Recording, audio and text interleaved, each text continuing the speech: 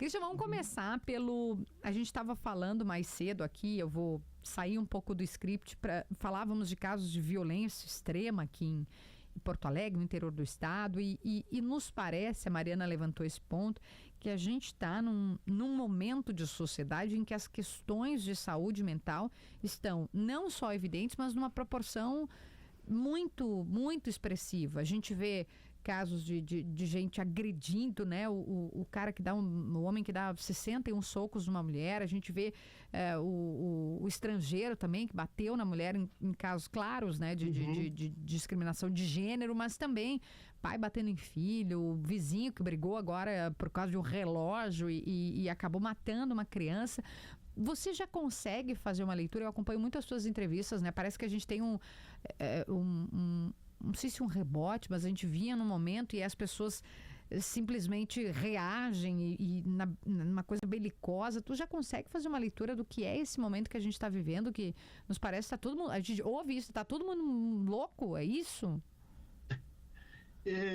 Bom, acho que a gente tem um cenário em que há uma percepção coletiva de que algo mudou. Né? Algo mudou e a gente pode dizer assim, são um entroncamento de pelo menos 3 processos, né?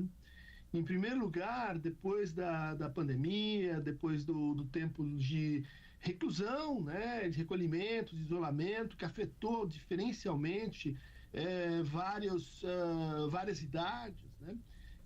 A gente teve uma descontinuidade na transmissão, vamos dizer assim, do laço social, né? Na escola, na relação com os avós, na relação com os vizinhos, né?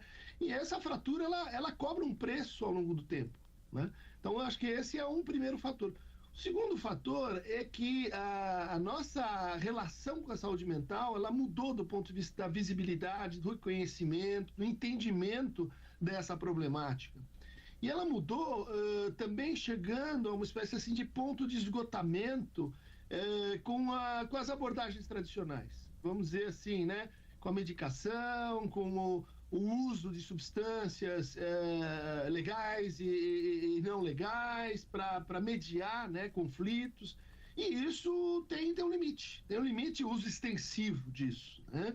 E o terceiro processo é a situação, vamos dizer assim, de transformação social pela qual a gente está vivendo e que envolve trabalho psíquico, de reposicionamento, né, das nossas gramáticas de reconhecimento, de como a gente lê e entende a desigualdade social, como a gente lê e entende conflitos, né, como a gente lê e entende relações de gênero, e tudo isso parece confluir para uma espécie de vamos dizer assim, rebaixamento dos nossos recursos naturais em saúde mental, né? Rebaixamento da nossa capacidade de escuta, rebaixamento da nossa capacidade de usar a palavra em substituição à violência. Então é como se a gente fosse mais exigido, né, por várias circunstâncias e com menos recursos para enfrentar esse quadro, né? O resultado é isso que você está apontando aí, né? Christian, e como solucionar esse problema? Estamos já no caminho? Estamos longe dele? Vai piorar antes de melhorar? Porque a gente está muito ferido como sociedade e eu quero saber como é que a gente pode encontrar a cura para isso, porque se já está ruim, se eventualmente piorar, eu acho que a situação é um pouco preocupante. Mas aí acho que cabe uma pergunta que é mais ou menos assim: o quanto realmente piorou e o quanto nós estamos olhando melhor para a situação, né? O quanto nós estamos mais intolerantes, no bom sentido da palavra, né, para a violência de gênero, para o feminicídio, para a violência doméstica, para o racismo, para uma série de coisas que estavam, vamos dizer assim, naturalizadas e que de repente a gente tem dispositivos jurídicos, a gente tem atenção da mídia, a gente tem meios digitais onde isso se torna mais claro, mais evidente. Ou seja, pode ser que isso esteja concorrendo para a nossa percepção social do tamanho do problema. E daí eu vou dizer que bom, né? Que bom que nós estamos olhando mais para isso, nós estamos mais próximos disso e que talvez possamos dar aí um passo, como você está perguntando, né, mais claro para diminuir o que a gente chama de fatores transversais para a piora de saúde mental, que é racismo, bullying, violência doméstica, assédio sexual, moral, violência de gênero, né? Ou seja, precisa olhar para isso, e isso, quando a gente olha, vai gerar reações. Né? Vai gerar reações regressivas, né? As pessoas não abrem mão de seus privilégios, né? Sem estertorar antes, né? E acho que nós estamos nesse momento, espero que seja um ponto assim de virada mesmo, né? Social e do ponto de vista de política de saúde mental também. Você falava, e eu anotei aqui, Christian, a gente é mais exigido e a gente tem menos recurso, né? A gente tem menos repertório. E aí, essa semana eu estava lendo um artigo, semana passada, acho que do Mário Corso, aqui na Zero Hora, que ele falava da importância, ele fazia uma metáfora com árvores que foram criadas num ambiente que é simulado, né, numa atmosfera que é simulada, e aí, por elas não terem todas as condições de adversidade, elas não tinham força para se sustentar, elas não tinham a adversidade da chuva, do vento, e aí, quando elas eram colocadas no mundo real, digamos assim, elas estavam frágeis. E aí, quando você falou do menos recurso, menos repertório, eu imediatamente fui para a infância e da forma como a gente está criando e educando os nossos filhos. No parquinho, a gente segura ali eles, né, para não ter o risco de cair. A gente fica com a mão embaixo. Quando nós éramos crianças, a gente se pendurava ali naquele que tem, né, no brinquedão, e caiu, ralou o joelho. Claro que você não vai oferecer o risco, né, de bater a cabeça, mas enfim. E me veio isso na cabeça, assim, né, de o quanto essa criação também, ou de querer impedir que filho leia livro que pode conter uma palavra, essa hiperproteção, essa superproteção, talvez uma reatividade a uma infância um pouco mais permissiva, ou que criança não tinha voz nem vez, o quanto isso também contribui para que a gente tenha uma sociedade sem repertório.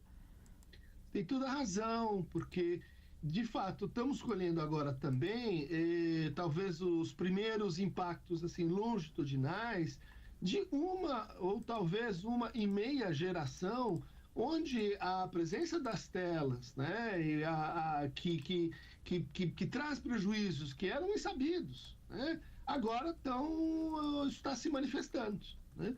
Quer dizer, não é só pelo consumo excessivo de telas, mas por todas as transformações que a gente tem nos nossos modos de cuidar, nos nossos modos de criação, nos nossos modos de educação, e que, assim, reduzindo um pouco a questão, né, ela centralmente estimulou, né, as nossas crianças, os nossos modos de criação a evitar conflitos. Olha, você está aqui dizendo uma coisa que eu não gosto, eu dou um delete, eu dou um unfollow.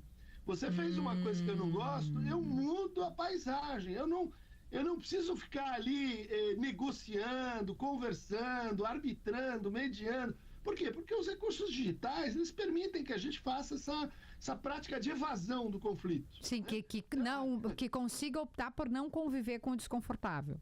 Isso. É o que muitos dizem, né? A positividade tóxica. Né? A gente tem mais meios para regular a paisagem real, né? Se você tem como, vamos dizer assim, comprar um ambiente mais abrigado, mais seguro, dentro de um condomínio, e você tem também mecanismos para criar uma paisagem mental mais protegida e mais abrigada. Como dizia o Mário, né? Você vai criando uma árvore que não está muito acostumada com ventos, com tempestades, com chuva muito, muito intensa. Daí, o que acontece? Cedo ou tarde, essas pessoas vão para o mundo, vão para a escola, vão para a universidade, vão para o espaço público, e aí o conflito, ele demanda que você tenha recursos. Christian, pode concluir, perdão, achei que o senhor já tinha encerrado. Sim.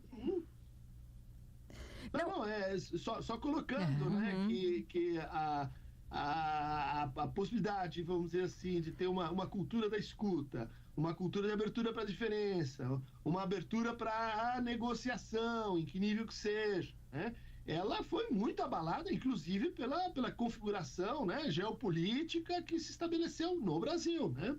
No mundo, mas também no Brasil. Eu gostaria que o senhor, com a sua experiência, sua bagagem, pudesse fazer uma análise sobre a nossa estrutura de saúde pública para atendimento de casos de saúde mental. Porque nós temos, aqui em Porto Alegre, pelo menos, uma realidade de emergências sempre lotadas.